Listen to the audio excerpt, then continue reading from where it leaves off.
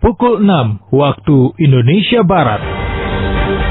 Hasil monitoring Pemko Padang ke lokasi sekolah sangat patuh. Konfirmasi RRI melalui saluran telepon Kepala Dinas Pendidikan Kota Padang. Menginginkan anak untuk mengikuti pembelajaran tatap muka, maka sistem pelajaran dipakai. Bahkan belajar penanaman 1000 pohon tersebut menyikapi kondisi daerah aliran sungai di Sumatera Barat. Untuk bisa optimal dalam pengembangannya, dibutuhkan ketersediaan berbagai sarana prasarana, sebut saja transportasi yang memudahkan pergerakan wisatawan. Sesuai aturan prosedur pengisian jabatan Wakil Wali Kota Padang yang kosong akan diisi melalui proses pemilihan di DPRD Padang. Hal ini tercantum dalam Undang-Undang Nomor 12 Tahun 2008 tentang perubahan kedua atas Undang-Undang Nomor 32 Tahun 2004 tentang pemerintah daerah.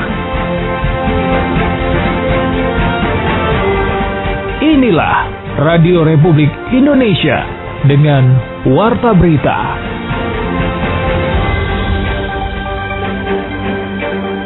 Seandainya dalam kondisi satu daerah terjadi wabah, potensi penurunannya tinggi, cukup emergensi orange dan merah. Kita paksakan terjadi kerumunan, dan itu udah pasti animo masyarakat tidak terkontrol. Tanggal saya selesai nih, kalau dana Pemprov. Akhirnya saya inisiatif, saya bicara dengan Bappenas, saya bilang bisa nggak Bappenas bantu supaya si Kabu ini bisa selesai.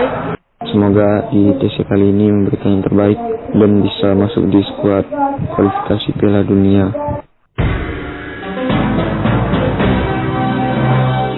Disiarkan dari kawasan Jalan Jenderal Sudirman nomor 12, berbagai informasi mengisi Warta Berita Daerah Radio Republik Indonesia Padang, diantaranya. Pendengar pengamat pariwisata Universitas Andalas Padang, Sari Lenggogeni, mendukung kebijakan pemerintah untuk penutupan objek wisata selama libur Lebaran tahun ini.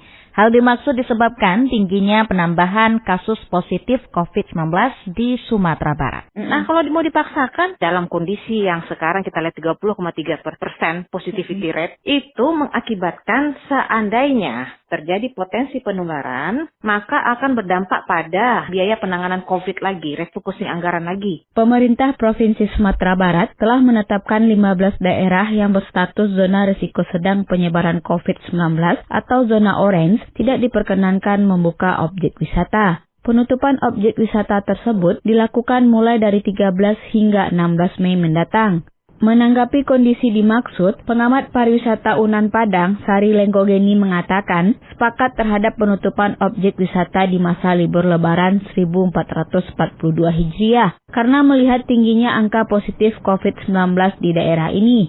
Sebab apabila tetap dipaksakan untuk dibuka, maka nantinya biaya penanganan COVID-19 akan semakin besar karena penularan semakin tidak terkendali. Sari Lenggogeni mengatakan penutupan objek wisata di masa libur Lebaran telah dikaji secara dalam oleh pemerintah. Lantaran pengawasan terhadap objek wisata akan sulit diterapkan karena berbagai kendala yang dihadapi, misalnya keterbatasan jumlah personel di lapangan, sehingga kebijakan penutupan objek wisata sementara waktu dinilai lebih efektif dan baik.